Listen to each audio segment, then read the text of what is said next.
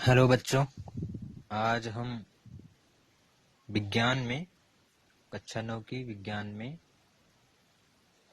Physics वाला part शुरू करेंगे। फिजिक्स वाला पार्ट मतलब भौतिकी का हिस्सा शुरू करेंगे आज हम, जिसका पहले पार्ट का नाम है मोशन या फिर हिंदी में बोलेंगे गति। गति के बारे में शुरू करने से पहले सबसे पहले हम जानते हैं कि भौतिकी क्या है, फिजिक्स क्या है। फिजिक्स या भौतिकी का अर्थ है कि जो हमारे चारों ओर प्रकृति में जो प्राकृतिक घटनाएं घट रही हैं उसके बारे में अध्ययन करना, उसी को कहते हैं फिजिक्स या फिर हिंदी में भौतिकी।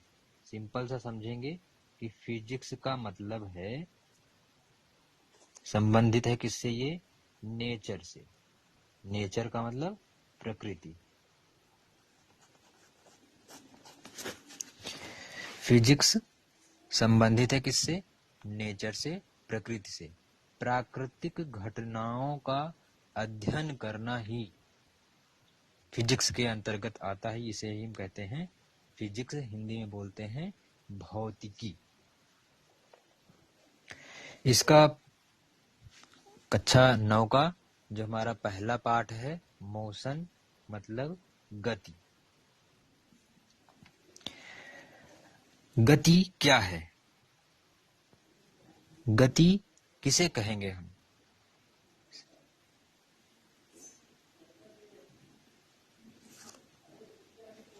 खड़े हैं हम, या हम बैठे हैं, या हम चल रहे हैं, कैसे निर्धारित करें हम कि हम गति में हैं या फिर हम स्थिर अवस्था में हैं, मतलब विराम अवस्था में हैं। गति अवस्था में है या फिर विराम अवस्था में, कैसे निर्धारित करें इसको हम? निर्धारित करने का जो तरीका है वो सिंपल सा इस तरह से करते हैं हम कि मान लीजिए किसी क्षण हम यहाँ पर हैं, एक व्यक्ति है ए जिसका नाम है ए, ये किसी क्षण इस बिंदु पर है और अगले क्षण, अगले समय में वह किसी अन्य जगह पर पहुंचता है, किसी अन्य स्थिति में आ जाता है। तब हम कहेंगे कि वह गति अवस्था में है, यह गति कर रहा है।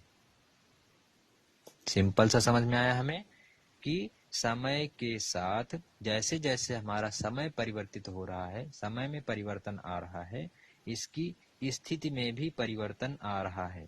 पहले ए इस बिंदु पर था, अगले समय में ये यहाँ पर आ गया है। मतलब जैसे ही समय में परिवर्तन आया, इसकी स्थिति में भी परिवर्तन आया, तो इस परिवर्तन को ही हम गति कहते हैं। तो गति का सिंपल सी परिभाषा हम जानेंगे क्या हो सकती है कि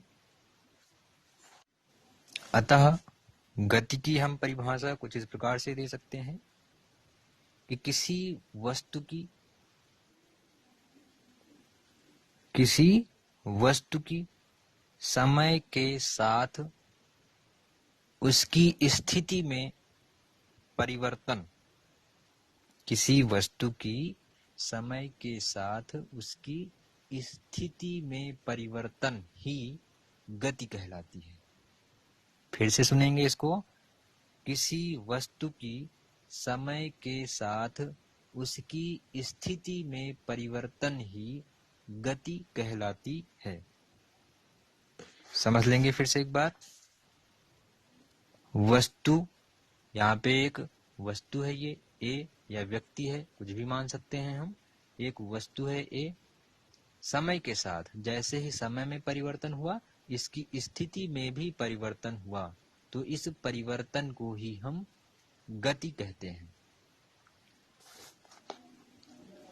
इसके अलावा जो वस्तु गति कर रही है उसे हम कहेंगे कि वह गति अवस्था में है। उसकी अगर अवस्था के बारे में हम बात करें तो क्या कहेंगे कि वह गति अवस्था में है। इसी तरह से यदि कोई वस्तु विराम अवस्था में, विराम कहने का अर्थ क्या हुआ, विराम का कैसे समझेंगे इसको, कि एक बिंदु पर ए है ये स्थित है।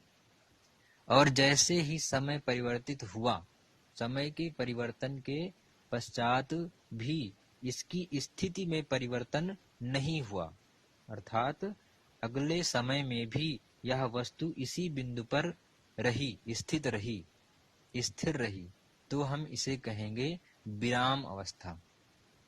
दो प्रकार की अवस्थाएं, जब हमारा समय के साथ स्थिति में परिवर्तन हो रहा है तो हमने कहा, और जब समय के साथ स्थिति में परिवर्तन नहीं हो रहा है तो हम कहेंगे वह विराम अवस्था में है।